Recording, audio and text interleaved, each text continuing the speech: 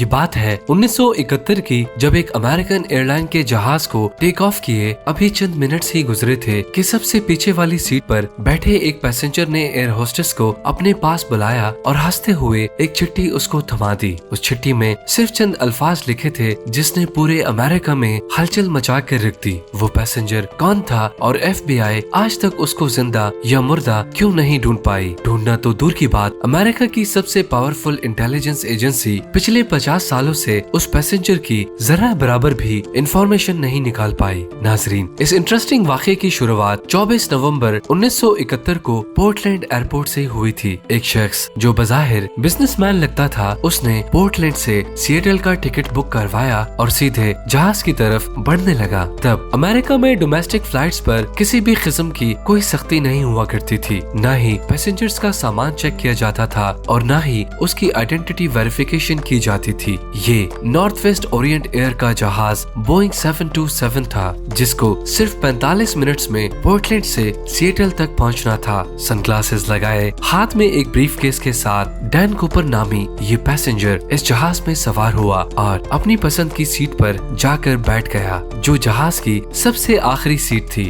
उसने अपने लिए एक ड्रिंक ऑर्डर की और साथ ही सिगरेट भी जला ली। यहाँ तक सब कुछ नॉर्मल चल रहा था, क्योंकि फ्लाइट में स्मोकिंग करना भी 70s में अलाउड था। ठीक 2:58 पर फ्लाइट टेक ऑफ हो गई और टेक ऑफ होते ही डैन कूपर पीछे मुड़ा और पास में बैठी एयर होस्टेस को हंसते हुए एक एनवेलप थमा दिया। एयर होस्टेस, जिसका नाम फ्लोरेंस शाफनर था, उसने जब वो चिट्ठी पढ़ी तो जैसे उसके पैरों तले जमीन ही निकल गई। Miss, I have a bomb here and I would like you to sit by me. मेरे पास एक बॉम्ब है और मैं चाहता हूँ कि आप मेरे बराबर में आकर बैठ जाएं। फ्लोरेंस शाफनर जब डैन कूपर के बराबर में आकर बैठी तो उसने अपना ब्रीफकेस खोला, जिसमें डायनामाइट की 8 स्टिक्स और एक डेटोनेटर भी मौजूद था। मुख्तसरन ये जहाज हाईजैक्ट हो चुका था और डैन कूपर की टोटल 3 डिमांड्स थीं। उसको 5 बजे से पहले $2 लाख कैश, एक पैराशूट का पेयर और सिएटल एयरपोर्ट पर एक रिफ्यूलिंग ट्रक रेडी चाहिए था। अपनी डिमांड्स के आखिर में उसने फ्लोरेंस शाफनर को इनडायरेक्टली ये भी बोला कि अगर कोई गलती हुई तो मैं बॉम्ब फाड़ दूंगा।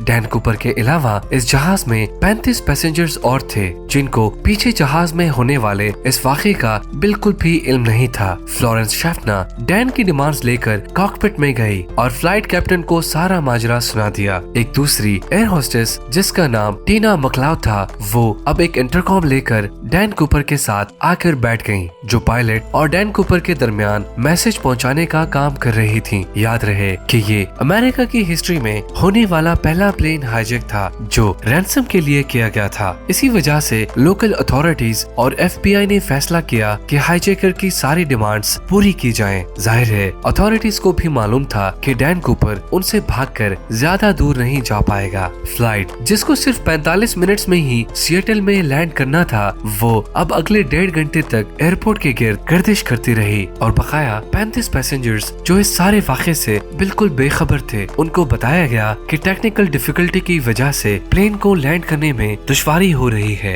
इस दौरान सिएटल नेशनल बैंक से $20 के 10,000 नोट्स इकट्ठे किए गए, जिसके सीरियल नंबर्स नोट कर लिए गए थे और एक करीबी स्काई डाइविंग क्लब से एक पैराशूट की पेयर भी अरेंज की गई। 5:45 पर जहाज को लैंड करवाया गया और वादे के मुताबिक डैन कूपर को पैसों से भरा एक बैग और 2 पैराशूट्स फराहम किए गए। साथ ही साथ जहाज को भी रिफ्यूल कर दिया गया था। अपनी मांगे पूरी करवाने के बाद डैन कूपर ने 35 पैसेंजर्स और 2 फ्लाइट क्रू को जहाज से उतरने की परमिशन दे दी, जबकि पायलट्स और 2 फ्लाइट क्रू को जहाज में ही रहने का कहा। इस वक्त रात हो चुकी थी और जहाज एक बार फिर से टेक ऑफ कर गया। डैन कूपर ने अपने साथ बैठी टीना मकलाउ के जरिए पायलट को कुछ खास इंस्ट्रक्शंस भेजी। वो चाहता था कि जहाज के लैंडिंग गियर्स और फ्लैप्स खुले रहें, एल्टीट्यूड 10,000 फीट हो, स्पीड 320 किलोमीटर फी घंटा और जहाज को सीधा मैक्सिको सिटी लेकर जाया जाए। पायलट ने बाकी तमाम डिमांड्स तो पूरी कर दी, लेकिन जहाज को सीधा मैक्सिको सिटी लेकर जाना फ्यूल की वजह से पॉसिबल नहीं था। लिहाजा पायलट ने डैन कूपर को रिफ्यूलिंग के लिए 2 ऑप्शंस दिए, रीनो या फिर फिनिक्स। डैन कूपर रीनो पर राजी हो गया।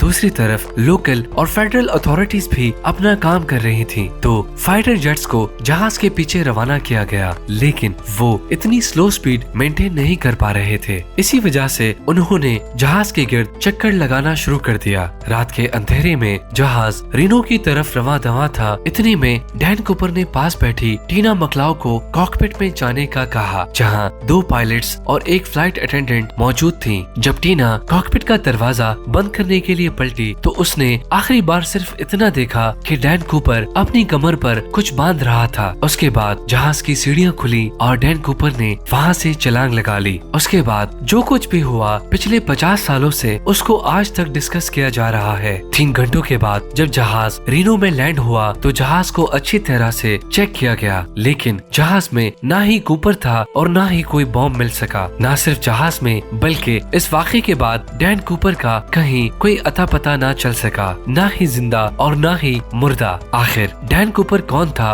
और पूरी अमेरिका की आंखों को धोखा देकर वो कहां चला गया? ये केस FBI का वो केस है जिसको आज तक बंद नहीं किया गया। डैन कूपर को किसी ने प्लेन से जंप करते हुए तो नहीं देखा था, लेकिन स्टेयरकेस खुला रह जाने की वजह से ये बात क्लियर थी कि उसने सिएटल और रीनो के बीच में ही कहीं छलांग लगा ली थी। FBI ने जहाज पर सबूत तलाश करना शुरू कर दिए, लेकिन बदकिस्मती से उनको सिर्फ डैन कूपर की टाई, 8 सिगरेट बट्स और 2 में से 1 पैराशूट मिला जो कूपर पीछे छोड़ गया था। किसी के पास भी उसकी कोई फोटो नहीं थी। तभी पैसेंजर्स और क्रू से इंटरव्यू लेने के बाद डैन कूपर के हुलिये के हिसाब से उसका स्केच बनवाया गया। इससे पहले कि डैन कूपर को सिएटल और रीनो के बीच में तलाश किया जाता, FBI को ये जानना था कि उसने एग्जैक्टली कौन सी जगह पर प्लेन से जंप किया था। ये जानना ज्यादा मुश्किल नहीं था क्योंकि जहाज ऑटो पायलट पर था, यानी जिस पाथ पर जहाज फ्लाई कर रहा था वो ऑलरेडी रिकॉर्डेड था। जहाज की स्पीड और एल्टीट्यूड तो पहले से ही मालूम थे ही साथ फ्लाइट रिकॉर्डर की मदद से मालूम पड़ा कि जहाज का स्टेयरकेस 8:10 पर खुला था। इन तमाम इंफॉर्मेशन की बेसिस पर डैन कूपर की ड्रॉप लोकेशन का अंदाजा लगाकर एक सर्च एरिया डिफाइन किया गया। ये 45 स्क्वायर किलोमीटर का एरिया घने जंगलात और पहाड़ों से घिरा हुआ है। एरियल टीम और लैंड सर्च टीम ने इस पूरे एरिया का चप्पा चप्पा चांद मारा, लेकिन ना ही कूपर का कोई नामो निशान मिला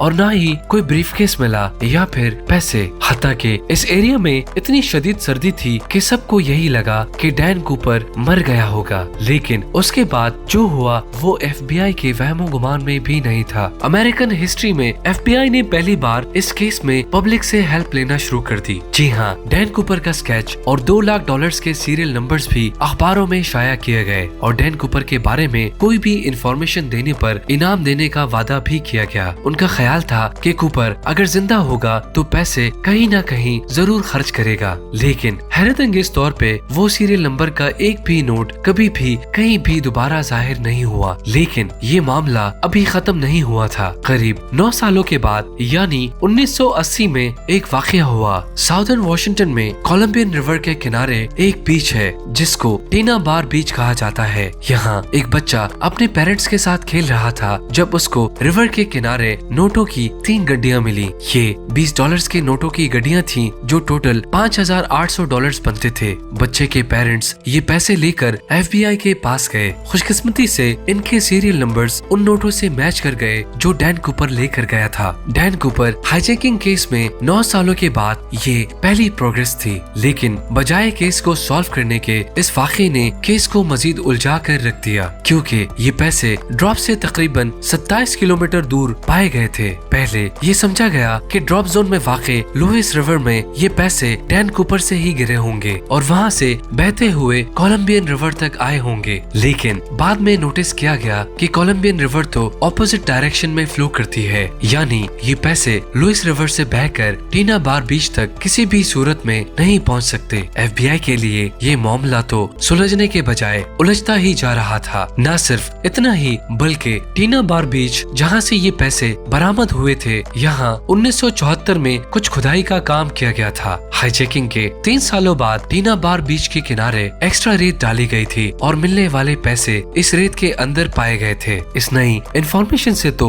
ये जाहिर होता है कि डैन कूपर या फिर उसके किसी साथी ने जानबूझकर केस को उलझाने के लिए 3 सालों के बाद टीना बार बीच पर आकर ये पैसे दफनाए थे। इस केस को लेकर FBI ने कूपर के जैसे दिखने वाले लोगों से इन्वेस्टिगेशन की, लेकिन कोई खातिर ख्वाह सुराग न मिल सका। कई थ्योरीज ये भी कहती हैं कि कूपर शायद कोई ट्रेंड मिलिट्री कमांडो था, क्योंकि जो पैराशूट वो अपने साथ लेकर गया था वो एक मिलिट्री पैराशूट था और इसको ऑपरेट करना उस पैराशूट से ज्यादा मुश्किल था जो वो प्लेन में ही छोड़ कर गया था। 1980 में $5,800 कैश मिलने के अलावा बकाया 9,710 नोट्स दोबारा कभी नहीं मिल पाए। एविडेंस के तौर पर FBI के पास डैन कूपर के इस कैश के अलावा सिर्फ ये टिकट है जिसमें उसने खुद अपना नाम लिखा था और ये टाई जिस पर क्लिप लेफ्ट साइड पर लगी थी, जिससे ये जाहिर होता है कि डैन कूपर लेफ्ट हैंडेड था। इस केस ने FBI को पिछले 50 सालों से सवालों में उलझा कर रखा हुआ है। आज भी FBI की वेबसाइट पर इस केस की तमाम डिटेल्स मौजूद हैं और इस केस की फाइल आज भी खुली हुई है। उम्मीद है इंफोटेनमेंट की ये वीडियो भी आप लोग भरपूर लाइक और शेयर करेंगे। आप लोगों के प्यार भरे कमेंट्स का बेहद शुक्रिया। मिलते हैं अपनी दूसरी शानदार वीडियो में।